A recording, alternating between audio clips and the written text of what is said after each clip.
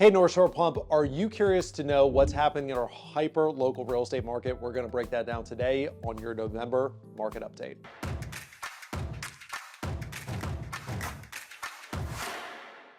What is going on, party people? My name is Chris Elliott. I'm a local realtor as well as a Windham resident. In this video, we're going to break down a hyper-local market update. So if this is the first time you're joining us, we are specifically doing this for North Shore Pump. So think North Shore Pump, north of Broad.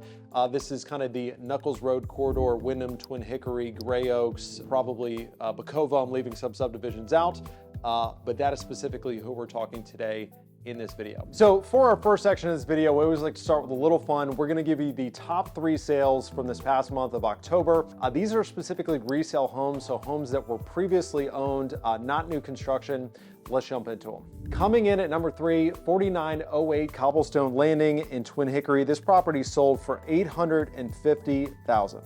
This property was 6 beds, 5.5 bathrooms, just shy of 4,400 square feet. So plenty big home, super nice. Congratulations to the new owners as well as the folks that sold the property and did very well. Coming in at number 2 was 6212 New Harvard Lane in Windham that sold for $880,000. This property had 5 bedrooms, 3.5 baths, 3,625 square feet. And you gotta love that kitchen. Congratulations to the new owners. And last but certainly not least, coming in at number 1 was 5505 Axe Handle Lane. This property had 4 bedrooms, 5 baths, a little over 3,800 square feet, sold for $1 million on the nose, 1 million. Congratulations to the new owners. Now, as far as our local market update, I'm gonna give you 3 predictions to carry into 2025. Number 1, we are expected to see more homes hit the market next year.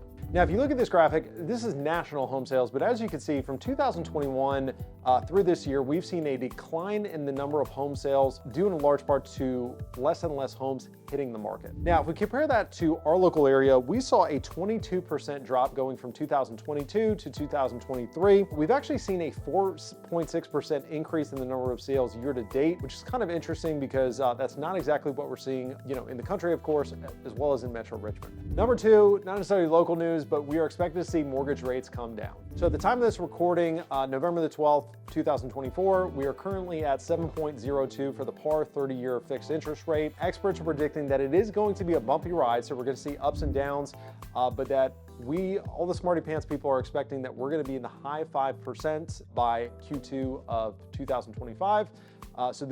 Once again, ups and downs, but the general trend is that we are going to see rates come down going into next year. And last but not least, prediction number 3, which some people won't believe, is we are expected to see prices rise going into next year. So if you look at this graphic, you will see the top 10 major forecasters that all predict that we are going to see home price appreciation going into next year. You will see they vary in their opinions as to how much appreciation that we're going to see going into next year, but the one opinion they all share is that we are going to see appreciation going into next year as opposed to depreciation going into next year. Now, the average of all 10 of them is 2.5% going into next year. We are currently at 7.5% year-over-year appreciation in our local area, and I personally expect that we're going to see anywhere between a 5 and 10% price appreciation going into next year. I think we're going to outpace the majority of the country, and we're going to be somewhat similar to where we are this year, once again at 7.5% year over year. So you might be asking yourself, what does this all mean to you? So I'm going to give you 3 tips that we're giving to our clients that are either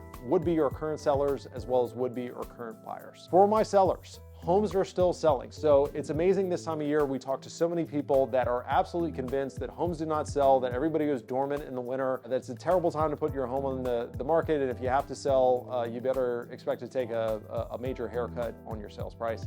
And it's just simply not the case. So in our local market, we are currently at 17 days on the market, and we're seeing where home sellers are getting anywhere from 99 to 100% of their asking price when they do put their home on the market. We sell homes 12 out of 12 months in our metro area. So if you are somebody that needs to sell, desires to sell, don't feel like you're making a terrible decision by putting your home on the market between now and the end of the year. My second piece of advice for our selling clients is the sky is not falling. So if your candidate did not win, if your team did not win this past election, and you feel or fearful that the real estate market is going to crash, that everything is going to hell in a handbasket, I don't want to make a political statement. There's no real estate economist that I follow or listen to that is expecting that we're going to see some major correction in the housing market, or we're going to see prices crash, or no one is predicting doom and gloom going into next year that is a legitimate source of information in the real estate forecasting space. So if you're somebody that was planning on selling going into next year, the world has not ended, nor is it predicted to do so, at least in 2025.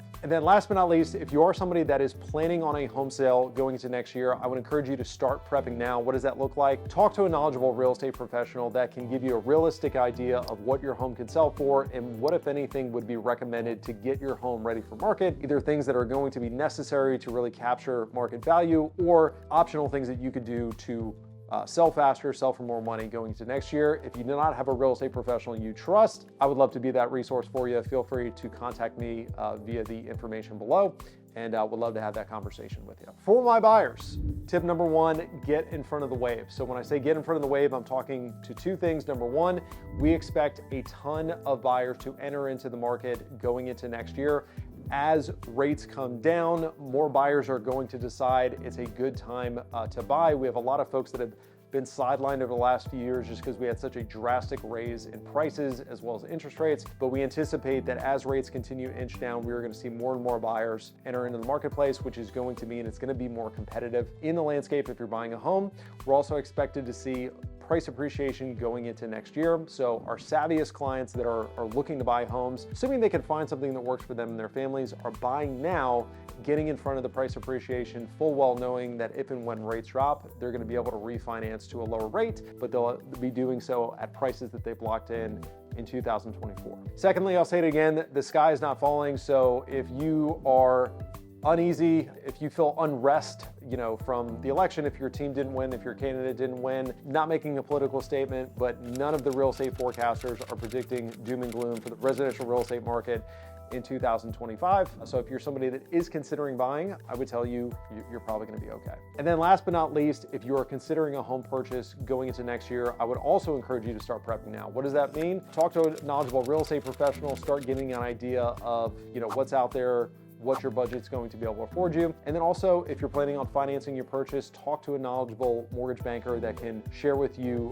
what your payments would be, certain price points, how much you can afford, how much you can comfortably afford, and start having the finance conversation right now, because a lot of times there's things you could do to put yourself in a better financial position. So have that conversation with a mortgage lender if a 2025 home purchase is in the schedule. So guys, that was it. I hope you found this valuable. If there's anything that you would like to see added to these videos, subtracted from these videos, if you have any feedback, throw it in the comments below, shoot me a DM. If I can help you with the real estate needs, contact me via the links below.